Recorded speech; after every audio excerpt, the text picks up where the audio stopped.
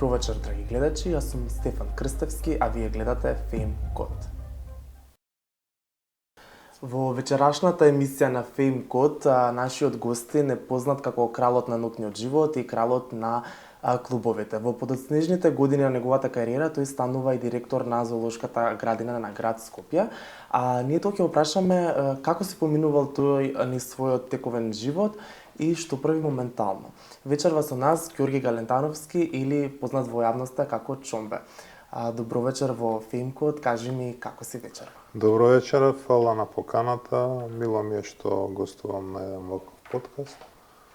Си кажем убави работи и се надевам ќе биде добро. Прво сакам да те прашам како си моментално, што правиш, дали се спремаш за некој летен одмор?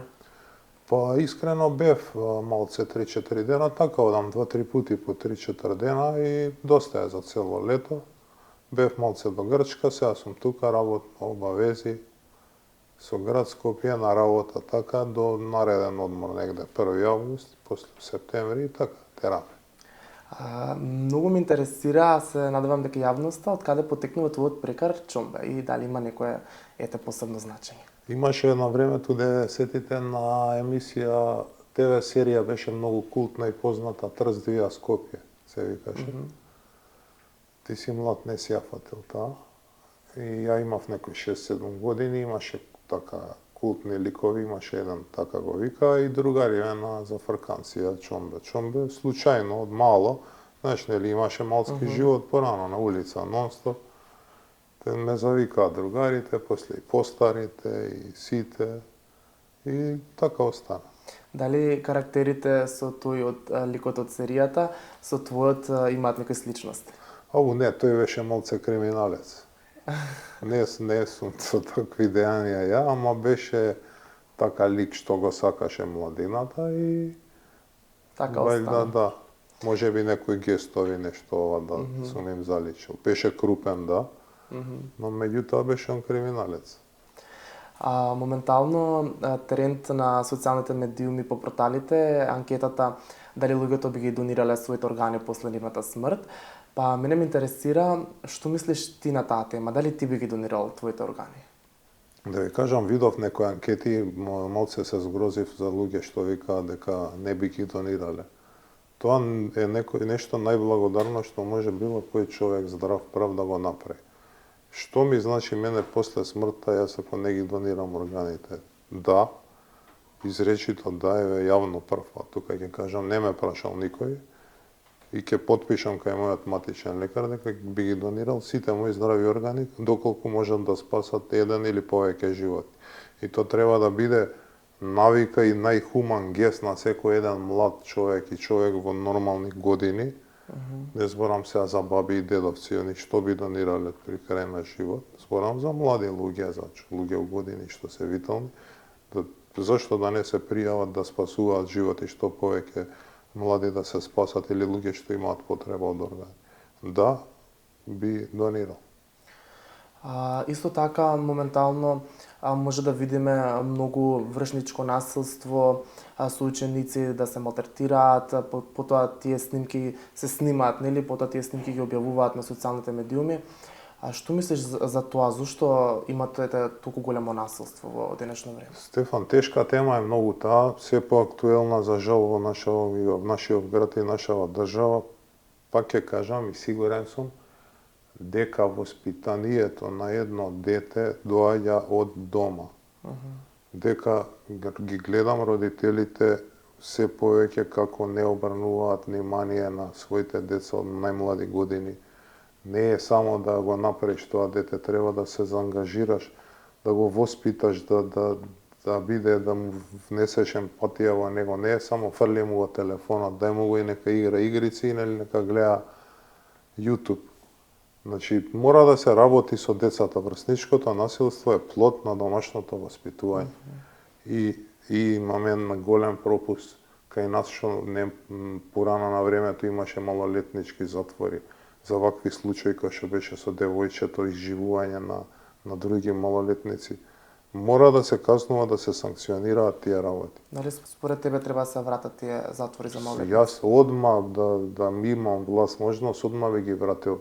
малолетничкиот затвор како најстрога казна за изживување и понижување на тоа дете. Ја гледав снимката, се згрозив. Посебно тешко ми падна кога видов тоа девојче карчи што стоеше и ја гледаше у очи достоинствено и најстрашно беше што другарите и машки деца имаше таму навива и ја тераа да ја тепа. Значи тоа не е во нормално општество, не носи никаде ако родителите не почнат да работат сериозно. Не можеме ние да ги окривиме наставниците и ние имаме прекрасен образовен кадар од држава. Сите сме биле деца и сме учеле. Јас на тие години не сум смеел дома да кажам дека сум помислил такво нешто, а не па да направам такво нешто или класната. Значи ти гореле ушите у тоа време, тоа кога направиш. У најмала рака ти гореле ушите ако навредиш детенце или ово.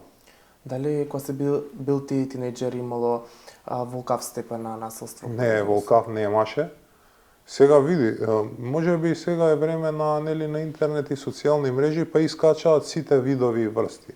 Ама ова што го видовме, што бевме сведоци и на други работи, ова боди со ножеви што е, тоа не постоело. Затоа што ти кажем, ние ќе се скараме, ќе не однесат кај педагогот или со стапче или по уши ќе ти изгори, образите ќе ти ги направи рингла на тројка, нема да ти текне више да направиш таква работа, па ќе ти казни у школо, кај педагогот и немало толку во наше време. Не знам што се случи. Па ќе кажам, родителите не беа строги. Родителите на родителска идеја седнаш у месецот, сум се плашал јас да кажам дека имам дома родителска, си сгрешил нешто и ќе те тепа дома и до школа ќе те шамара и назад. И нема да ти текне да ми се изживljаваш дали врз соученик, дали врз наставничка. Немало, дефинитивно немало. Ѓорѓе, сакам да позборуваме малку за твоето детство. Ти имаш зборувано и претходно. Од прилика на некои твои 16 години ти почнуваш да работиш во наукните клубови.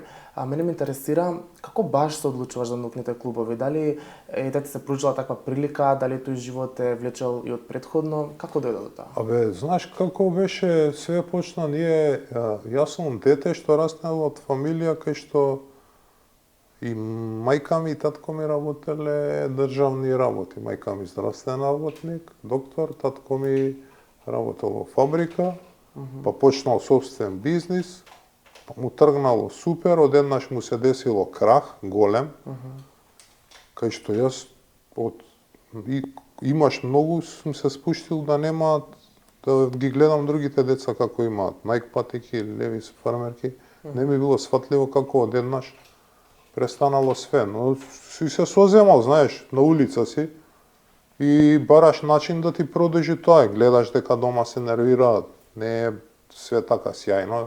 Нормално животот носи успони и падови. Моите родители биле честни луѓе и се, пошто татко ми е почина. И почињаш да си работиш. Ги знаев постариве, добро живеев со сите, ме внесоа во тој ноќен живот. Почнав баш кај почнав, кај камењар почнав. У Б2, у диското. Почнав редовно да работам више на 20 години. Пред тоа ти кажувам тие јуниор забави. Постариве ме ставија секој викенд да си работам на јуниор. Си зимавме некои дневници од 50 марки од вечер.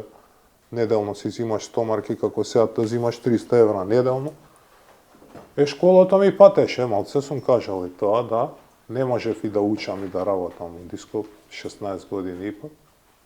И после ти влага у крв, кој што ти кажем, Б2, па Трент, па Парадизо, па сите можни локали више не ми текнува кај сум работал. Сегде кај што е најактуелно и малце претерав, останав долго време. Ама те лаже ноќниот живот е магија, кој што сум кажал неколку пати. Ако не се соземеш да прекинеш, никогаш нема да прекинеш. Имаш све, а немаш ништо. Што е се те научи тој нукен живот и колку ти го промени начинот на живот, текот на животот? Знаеш што ме научи ноќниот живот? Ноќниот живот ме научи дека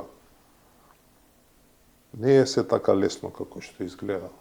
Не е све како што ти ги гледаш менаџериве или било кој дека им е лесно. Мора да се потружиш во животот да дојдеш до она што го посакуваш, дека мораш да ги искористиш сите контакти што ги добиваш тој ноќен живот, дека мораш да ставиш црта и да пресечеш, да прекинеш, да знаеш кога да прекинеш, не како мене на 36 години, дека тоа можеш да го работиш до 28-30 години, бидејќи ќе ти страда приватниот живот, врски, семејство.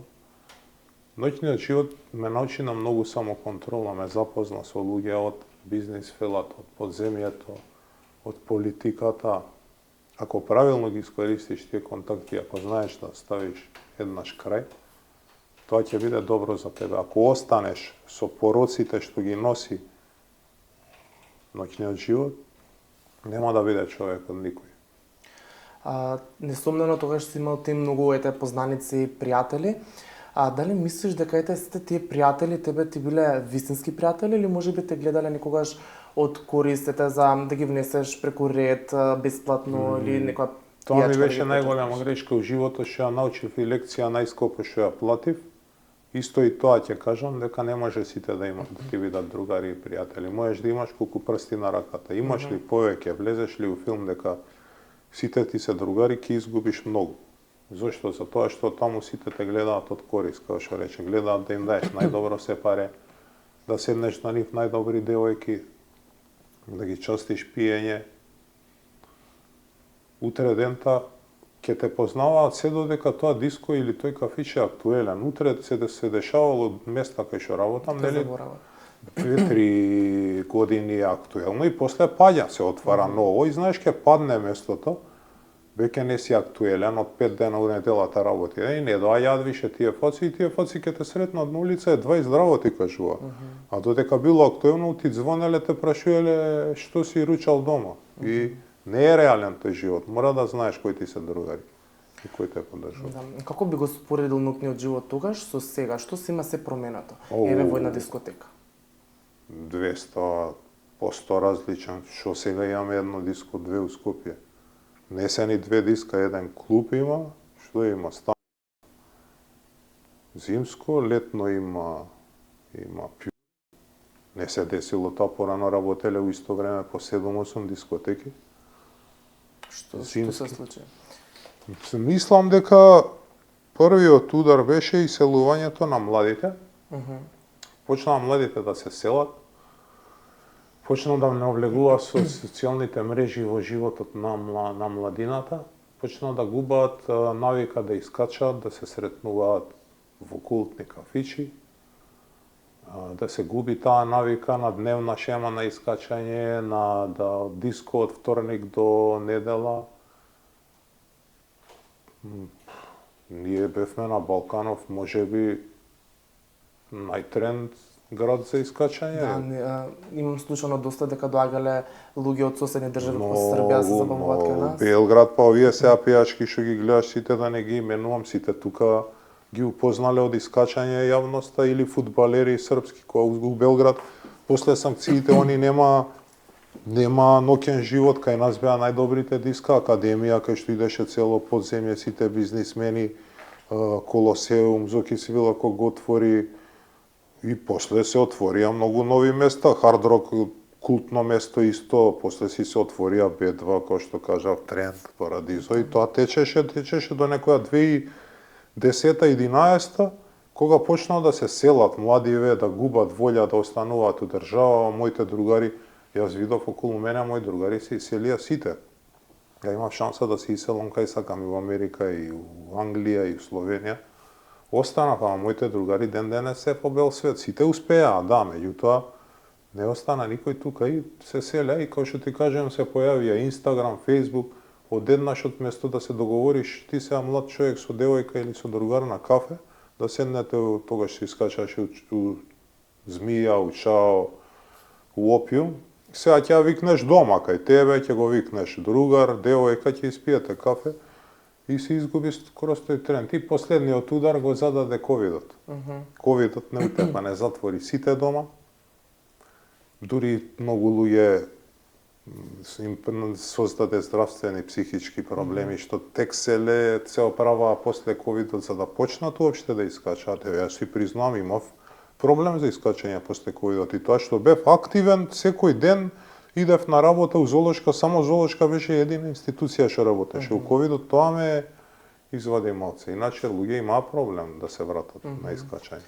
А дали се каеш, ете бидејќи си имал ти можност да се преселиш надвор од државата, а не си го направил тоа? Стефан, не се каам, бидејќи јас сум бил во животот све, како што ти кажав. И знам како е да немаш и да имаш. Сум бил на функција јавна. Не ми значи мене в животот ни пари, ни функција. Ја без фотелја можам, без Скопје не можам. Не отидов никаде, ни у Америка, како што ти кажав. Јас се радувам за моите другари што отидоа и што успеа, ни помагаат, доаѓаат тука, не ја забореле држава, ама јас не собрав сила, исто како и сега што не можам да заминам.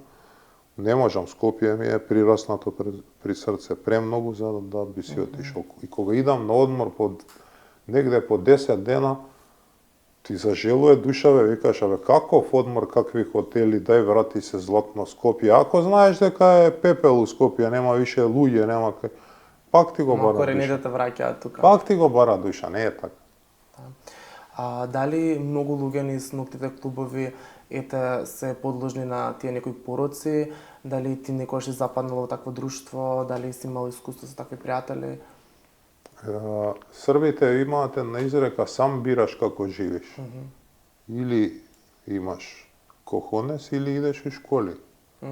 Значи, сам ако одбереш да ги прифатиш тие пороци, како што ми биле и мене понудени, што е нормално за живот од 1.00 до 5.00 сабајле. Лесно достапна психотропна субстанција, алкохол, без ограничување колку сакаш можеш да пиеш. Јас у 20 години стаж у ноќниот живот не станав ни алкохоличар, ни пробав психотропна субстанција. Така да ако ти си поставиш цели зошто го работиш тоа, нема да имаш ни еден порок и ќе се бориш да ги штитиш младите што искачаат во тоа диско, зашто се случувало таму да искачаат пријатели, ќерки, синови на мои пријатели, да им укажеш. Значи, менаџерова вистинска смисла на зборот не е само да земеш парите, да викнеш луѓе. Треба да се грижиш за гостите. Да го испратиш дома безбеден, да го примиш безбеден и ако го тераш правилно, немаш проблем со пороци. Најверојатно си бил исто така обкружен со многу убави млади девојки кога си работел нели во ноќните клубови, па дали тогаш ноќниот, односно љубовниот живот ти бил на поинакво ниво, дали си имал многу повеќе шанси, понуди? Види, да, имаш многу повеќе шанси бидејќи работиш и како што зборевме сите зависат од тебе. Ти како ќе одлучиш така е, дали она ќе има маса или нема, ти одлучуваш. Опоручен со сите девојки си имал све кој што ти кажав, си немал ништо. Приватниот живот ми страдал, не сум имал нормални врски, све биле или кратки, немаш нерви да трпиш нормално, нема никоја нормална да те трпи. Треба ептен да се погодинеа и тоа се оние моменти што ти одземаат и што си зијан од тој ноќен живот, али затоа реков 28, 30 максимум. Каков е моментално твојот љубовен статус и дали можеби нели има некој мит дека после 40-та година доаѓа вториот пубертет? Имам девојка, да, сега не би кажал, не би споминал име, бидејќи не сакам да знаат, и она заслужила да си има приватен живот, не ќам да ја вратат и по интернет и по све. Океј ми е, ме прифатила каков што сум, пубертет после 40 не треба да си дозволиш да имаш, зашто ќе забегаш многу повеќе. Значи, најважно е да останеш нормален, да имаш до тебе некој што те сака, ти да сакаш некого и животот да си тече понатаму, без нервози. Кои се некои најинтересни или, да кажеме, најлуди ситуации што се имаат случајно, дали во клуб, дали во ноќен бар, дали на подиум, дали на вина?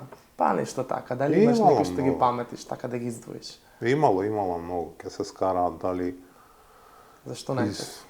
Изведувачи знаеле да се скараат со гости, имало ситуации девојки многу се караа, се тепаа, сме ги двоеле обезбедувањето, имаше многу работа у тоа време. За дечковци ке се скараат, девојките беа побудали од машките. Машко ко машка е застанало се некој. Женски, каква се тепаа, се влечеа по диска. Тоа беше циркузи.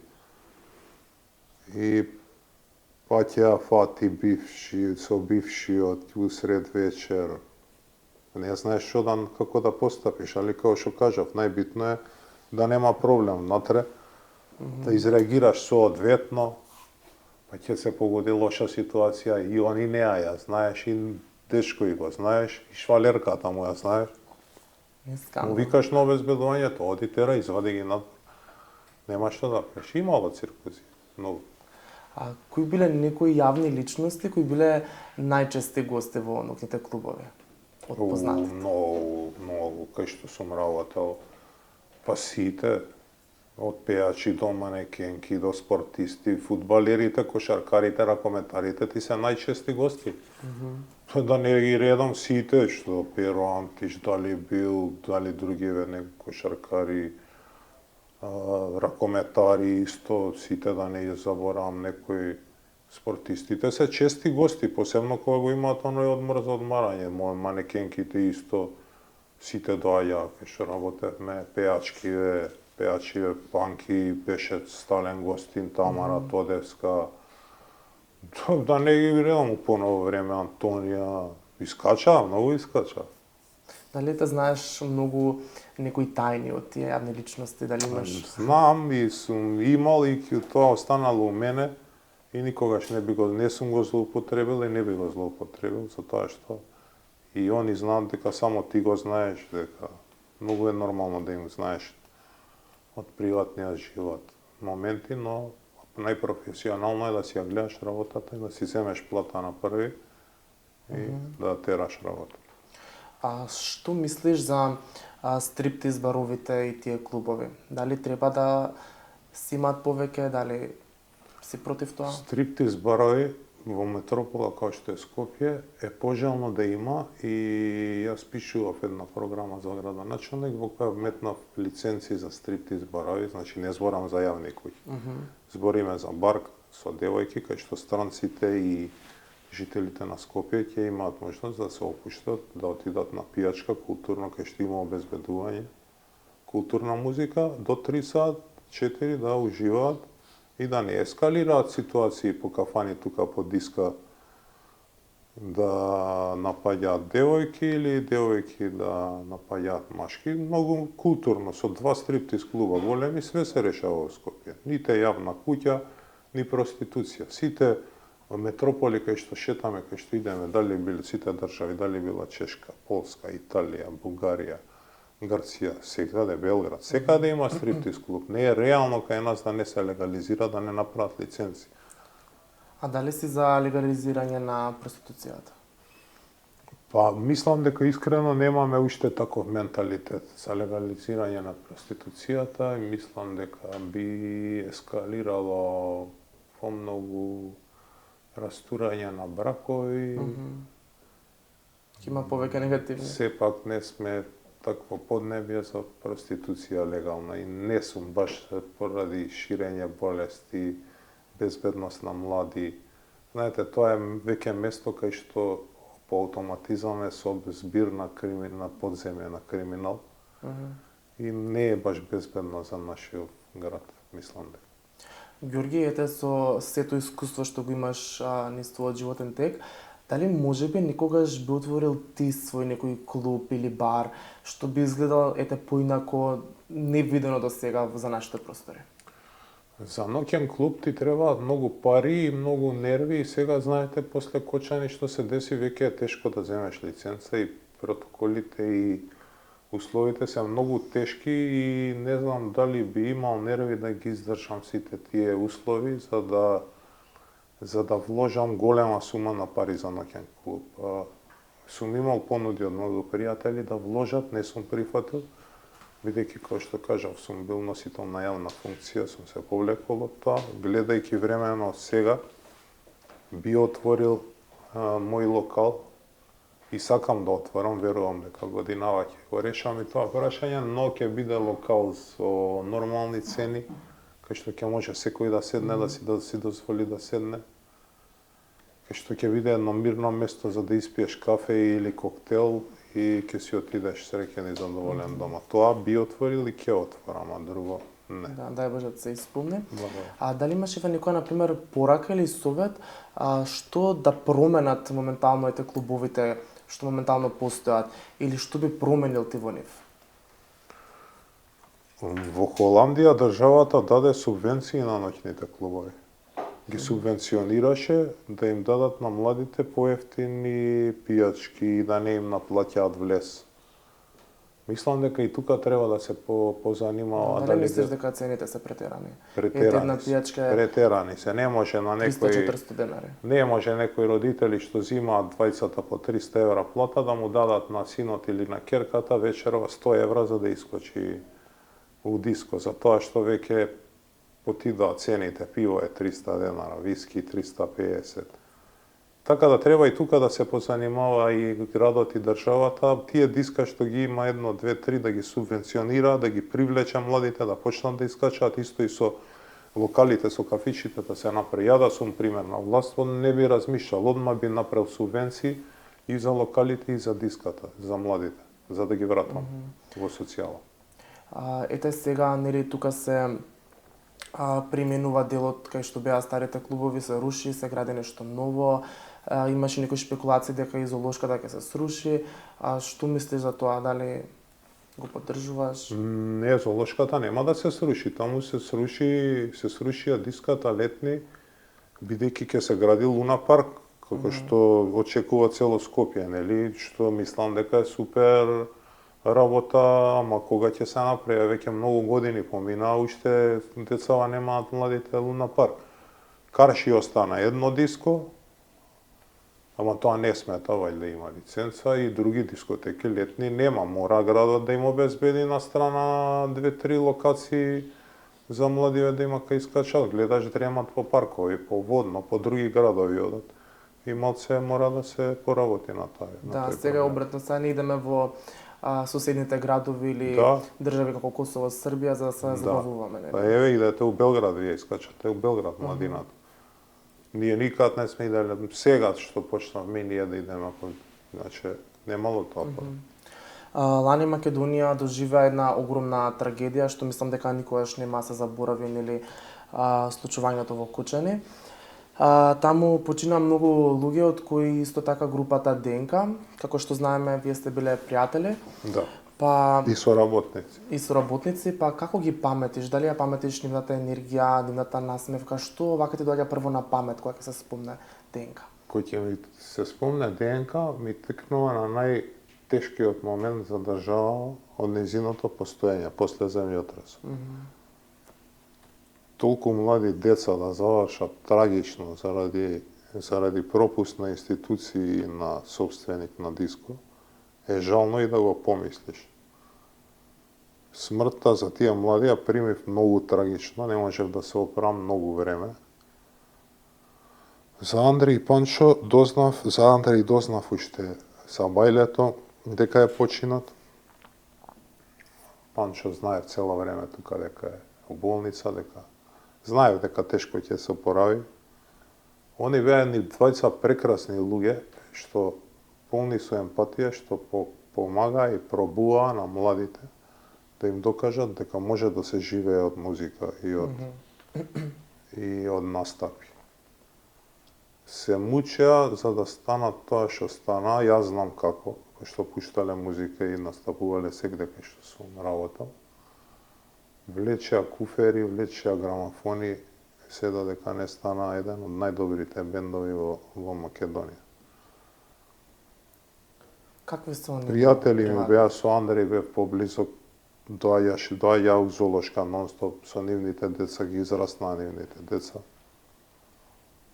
Тешко ја примив веста тен. Мислам дека, кој што кажав, е најголемата трагедија, што загинаа толку млади деца поради услови во еден ноќен. Исто така си имате дружено и сте биле доста блиски со Мија Костова, па како беше? Работев заедно. Да, исто сте работеле, нели? Да. Па каква беше Мија? Дали ти беше забавна со неа? Мија е малце тежок човек за она е другариште, не те остава до последно. За работа е малце тешка. Ја почнав со неа. Она имаше малце повеќе искуство бидејќи работеше претходно у хард рок, у најактуелно диско. Јас со неа почнав да работам у Парадизо. Она е како човек, професионалец и не постои кај неа, пример, порано имаше правило. Имаше како си облечен, како треба да бидеш облечен за да влезеш во диско. Значи, не дека сме претерувале, ама она стварно немаше пропуст ако некој имало ситуации кај што ќе ја замолат и јас сум избегавал, али она е тежок човек, голем професионалец, кој што гледаме и ден денес како тера она со нејзината кариера и професија. Другариште големо, сум имал многу убави моменти со неа. Сме имали и некои лоши моменти, сме преживеале заедно, кризи. И јас и она, меѓутоа, колегиште, другариште, број еден. Број еден. Да. Дали си тиете за да има така некои кодекси на облекување во, па не мора да е само ноќен клуб, него и ете во кафичите, рестораните, бидејќи има некои луѓе доаѓаат, нели, и по тренерки, по шорцеви, што мора да има, но знаете што е проблемот, што во Скопје веќе нема сила за да работи толку со кодекс на облакање, како што има сила, пример, Белград.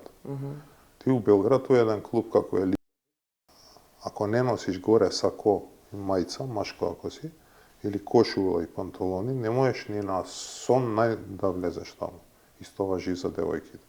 Порано кај нас, минимум кодекс за облакање беше кај машко кошула, фармерки, патика кондура или кондура, или мајца со крагња, фармерки или панталони, горно сако мајца. Тоа, кај женско е нормално полесно. Ќе облече сукњиче, хеланки, штикли, ќе ја видиш висока, дека има 18 години. И тука ти викам, малце со Мија се расправавме, она немаше попуст грам. Јас знаев да ме фатат на сентименталност, ќе дојде некој со маичка развлечена, ќе ме замоли, дај бе, дечко со девојка, мислам, ќе го видиш со девојка, за рака ќе опуштиш. Она не пропушташе такви работи, што се испостави дека така треба да функционира овој град, со кодекси, но веќе мислам дека нема сила, бидејќи нема ни конкуренција, нема ни ништо. И дискава што остана едно-две, пуштаат све и свашта. И нема да има сега сила за таква работа.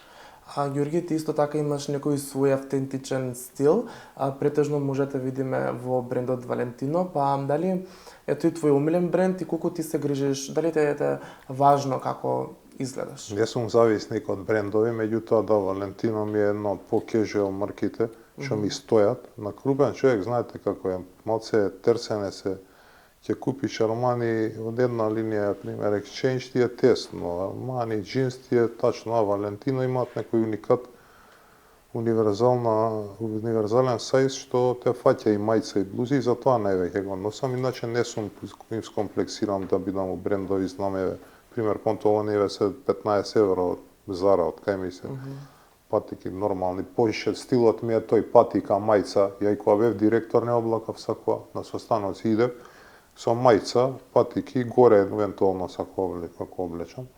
Така да не сум многу оптеретен со модата, ама си сакам оваа гардероба и не жалам пари. Многу пари имам потрошено на гардероба од мерак, ама не од комплекс за да купувам брендови или за да ме гледат. Не. Дали мислиш дека ти претера до 36 години да работиш во клуб, дали се требал порано да прекинеш и до кога може една личност да работи во ноќен клуб? Дали има некоја граница? Па ви кажав, претерав, ја ме фати 35, више 36. И не препорачувам на менаџери да работат повеќе од 28-30 години. Значи таа некоја да, не е здраво. Мада веќе и малце менаџери останаа во Скопје, али тие што се бават со тоа, и исто и за хостесите важи, не може девојче да работи повеќе од 25-6 години хостеса да биде пиар во ноќен клуб. Мија била друго, Мија работела до 30 кусура, ама била менаџерона, исто како мене. А за хостеса, девојка, пијар што сместува гости што резервации, не може и кај нив границата е таа 25-6 години, ако сака утре да се уозбили, да си има нормална врска и да биде сватена нормално. Тие се границите. Како доаѓаш да станеш директор на зоолошката градина во Скопје? Како доаѓа тој момент? Се смени локална власт, градоначалникот веќе ги пополни другите места, институции, остана само зоолошка. На едно кафе, пошто другар ми беше, не, на утакмица бевме на Вардар со некој Славија Прага, седиме на полувреме, ми вика, што мислиш за зоолошка градина? Викам, што да мислам, не сум бил, викам, 10 години. Па да пробаш, века, убав терен. Имаше осетон, знаеше дека ќе биде добро. Ајде, викам, да прошетам да видам. Едно време ме фати параноја, викам, ја тука треба цела навика, све да сменам, треба 60 вработени, 1000 животни, у 7:00 треба да станеш. Мачно, многу Дали ти мачно. беше тешка таа транзиција? Многу ми да беше се сема тешко. друг режим. Многу, не спиев, не спан идев на работа, спиев поруче, пиев апчиња за спиење, дур се навикнав. 6 месеци пеко, за да бидеш концентриран и за да не трпи ни работа, ни вработени, пошто ја наследив таа институција со долгови и моце запуштена. И ми требаше многу сила мене и поддршка и финанси за да привлечам спонзори за јавни личности да ме поддржат, ги искористив сите лични контакти. Тек после 6-7 месеца видов работа. Иначе не бе прават. Како ти беше да се адаптираш, ете, нели претходно си работел со разни луѓе, нели секој ден различна клиентела, тоаш работиш со едни исти вработени, па како ти беше да се адаптираш на нив и да се навикнеш, ете, на животот со животни? Мене ми се вработените ми станаа од прв ден другари, си одлучив во главата дека ако сакам да успеам, мора овие луѓе да ги гледам како фамилија. Да не одлучувам тој бил ваков, да не судам тој бил таков. Сите ги седнав и им реков, јас од денес со вас ве гледам како семејство. Секој проблем ќе ми го кажувате. Што можам ќе ви помагам, сакам да ми помогнете да бидеме број 1 институција во држава. За 3-4 месеца станавме најпосетена институција, со највеќе продадени билети, со предвлез во Европската асоциација ЕАЗа. Ден денес сите вработени ми се пријатели, другари ме викаат по роден ден и одам ги гледам, си дадов збор дека секој ден кидам на пауза, ќе пијам кафе во зоолошка. Не одам у кафичи, одам таму пијам кафе да ги видам. И така. Што мислиш за моменталната состојба на зоолошката градина? Па јас чекам да се подобри. Уште чекам, тешка е. Пред тешка мисија се, минатите 4 години им остаја терен многу тежок, потежок од кога јас дојдов пред не знам колку години. Повторно некои неубави случаи, не е тоа кривица на директорот, него валјда треба да се реновираат натре живеалишта и све. Се надевам дека градоначалникот од градската власт ќе им даде финанси, ќе им помогне и веќе да се почне да се враќа во живот, бидејќи јас ги навикнав скопјани да си ги израснавме неколку генерации деца што тоа им беше живот, секој ден ги носеа таму. Кого и да видам сега пријател ми вика, кој знаат кога не сум бил и тоа ми е малце жал и се надевам ќе го оправат. Кога беше ти таму, нели, директор, имавте неколку инциденти каде што има побегнато животни од своето живалиште и сега пред скоро време имаш и со така волци побегна, па дали треба граѓаните да стравуваат дека може тоа повторно да се случи или не? Абе, волци, знаеш како се направи паника заради волците, пошто удавија некои животни, они не ги изедоа животните, тие волци што избегале се плашат од луѓе. Абе, мене ми избега слон, бе, луѓе. Ми избегаа алигатори. Слонот на него вратевме у живеалиште, ќе беше први светски рат у Скопје. Кој ќе го сопреше тоа чудовиште? Ама јас имав вработени кои идеа на обуки секој 2 месеца. Спиев мирно. Го вратија за 6 минути.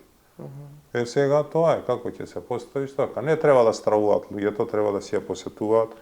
Инцидент, ја подкопале оградата, стара ограда излегле. Па ќе кажам, тие се мирни волци, не се како оние у дивина. Кажи ми дали ти чуваш некои домашни миленичиња? Имам, да, улично куќе си чувам. Улично куќе си чувам, јас, мајка ми се грижи за него, комшиите, тука ни си живее пред врата кај мене, кај мајка ми и сакам да помагам на улични животни, за вдомување, за било што. Дали таму треба малку повеќе да се крене свесноста на граѓаните? Треба, како не има лајка убави кампањи за вдоми, не купувај, ама граѓанија некако не слушаат, сите сакаат померанци и јорки да имаат дома. Оди помогни вдоми куќе некој чипирано од улица. Види што е по улициве, чопори, куќиња, све, тие ги заловуваат, ќе го смири таму. Секој да се грижи, ќе му успее да го... И мојава што го чувам било улично.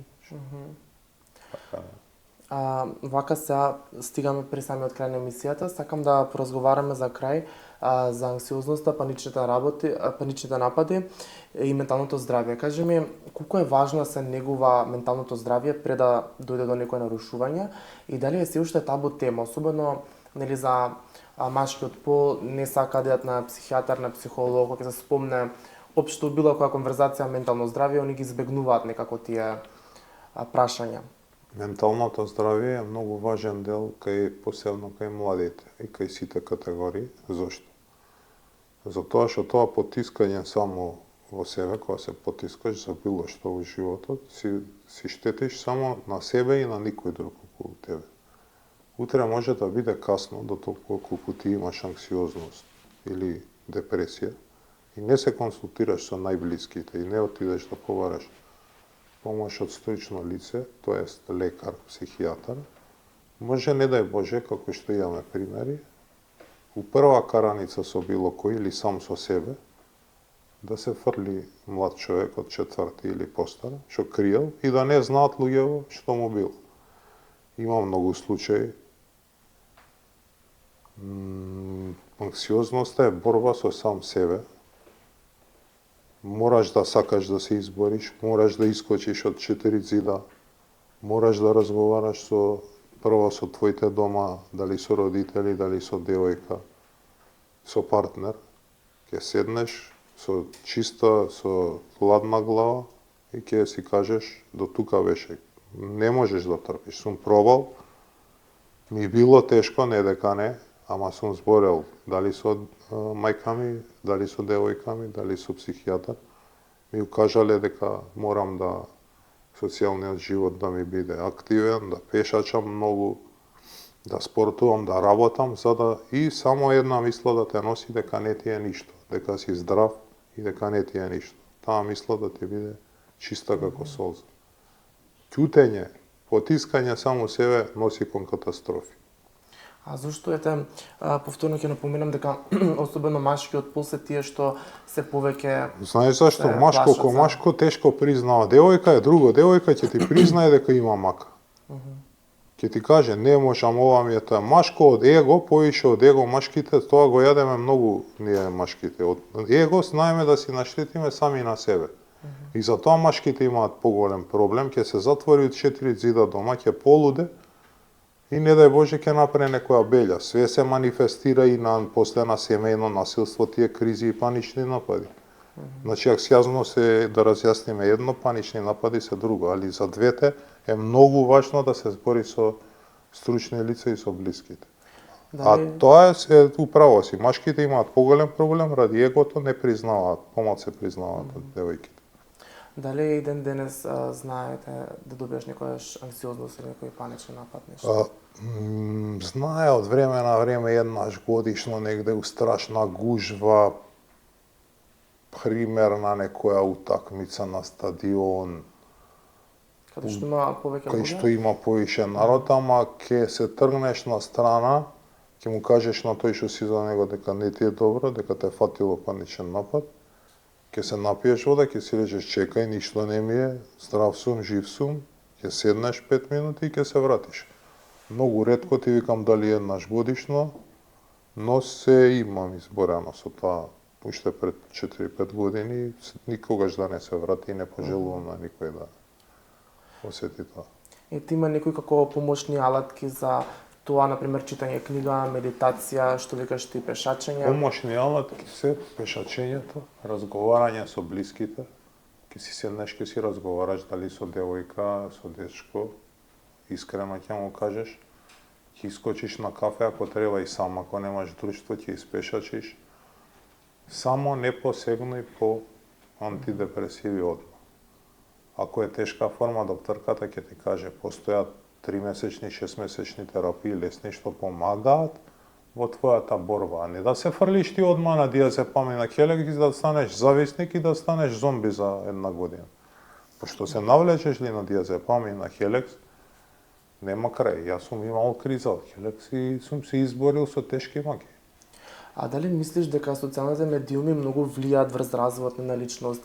Дали тие гледаат некои други со совршени животи, па се споредуваат, па од тука да потекнуваат За жал, несигурни? за жал да, кај младите посебно премногу, пак ќе кажам, многу ги поддржувам државите и соседни и некои од Европа, што им ги забранија социјалните мрежи до 15 години. Кај нас секое младо девојче и имам многу керки на пријатели, се грижам многу за нив да не станат, не дај Боже, по крив правец да фатат. Не можеш ти да од тоа што го гледаш на TikTok, таа нереалност и на Instagram, ако некој е 18 годишно лигле или дете се сликало со $1 билион, не може да го имаш ти со мајка ти што зима 500 евра плата и татко ти 400.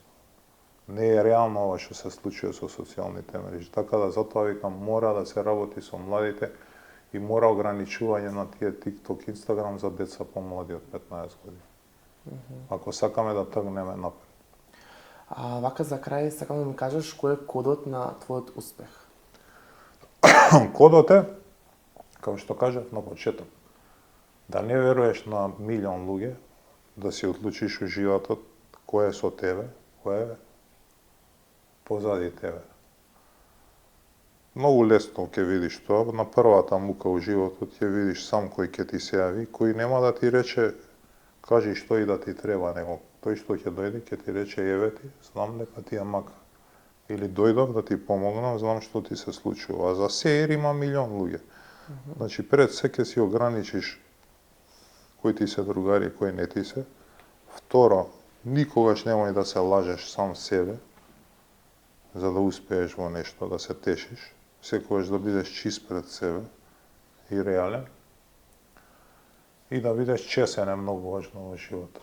Ако си чесен, еден ден има некој што враќа. Ја верувам во карма. Верувам во тоа дека тоа што му го правиш на некого ќе ти го направат и тебе. Дали си Сум осетил на религиозен? моја кожа, да. И ме оплячкале, и ми запалиле кола. Не сум имал прљави. Сум бил бесен, сум бил гневен, ама не сум имал прљави мисли да им посакам истото. Има кој ќе врати. А зошто мислиш дека ти го сториле тоа? Дали е тоа ете некој што викаш ти без љубомора? Па мислам дека од љубомора, класична. Не сум имал други проблеми, не ми се заканел никој, фала Богу, до сега у градот. Ако се заканал, ќе дошол, ќе ми направи нешто, а не да ми пали кола на женски начин, подмолен да ти наштети. Ме оплячкал дома другар што сум го криел, што бил у бегство. Тоа ме болело повеќе него си колата. очекувал? Да, повеќе од колата, тоа ме болеше. Пошто ти мајка ми украде? му готвеше пари, од татко ми остана наследство. Али не ме болеа се цифрата, него гестот. Мајка ми му готвела, го криев дома. Да. Така да, не може секој да ти биде другар. Тоа сакав да кажам. А Ѓурги, се идеме на една кратка рубрика од брзи прашања. Сакам да ми одговориш искрено. Прво имаме клуб или кафана? Клуб, дефинитивно. DJ сет или жива музика? Тешко прашање. Па, кој е добар DJ? DJ сет, вајде. Дебар мало или центар? Центар. После полноќ, прво нешто, кафе или вода? Па, вода. Селфи во сепаре, да или не? Да, сме правеле и правиме уште. VIP или подиум? VIP. Една песна што секогаш ја крева атмосферата. Па многу има, не знам која би... Тебе што е омилена? Која си... И имаше отпорано Тиесто, Love Comes Again, немаше клуб што не ја пушташ. Слава или мир? Слава или мир? Мир. Нема цена мирот, да знаете. Тоа и на младите ќе им го кажам. Што правите, што ќе правите, мирот нема цена, ќе сватите покасно, ама дефинитивно мир. А резервација или спонтана ноќ? Па резервација, што е сигурно. После клуб да идеш на афтер или да се одиш дома? Да си одиш дома. Тоа и го препорачувам исто. Бидете у клуб кај што има кој да се грижи за вас, обезбедување нормално. Тие афтери земаа и многу Сега сам многу во тренд.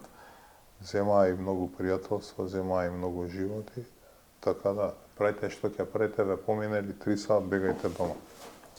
Ѓорги, сакам да ти се заблагодарам што беше мој вечерашен гостин. Исто и ја на вас, баш ми беше мило што одамна немав гостувано во Хајт телевизија. Благодарам, Ѓорги. Да ви се заблагодарам и на вас, драги гледачи, што останавте со нас до самиот крај. Ви благодарам што ги поддржувате нашите претходни емисии, како и профилите и социјалните мрежи на Хајп Македонија. Ние се гледаме следната недела во 20 часот. Пријатно!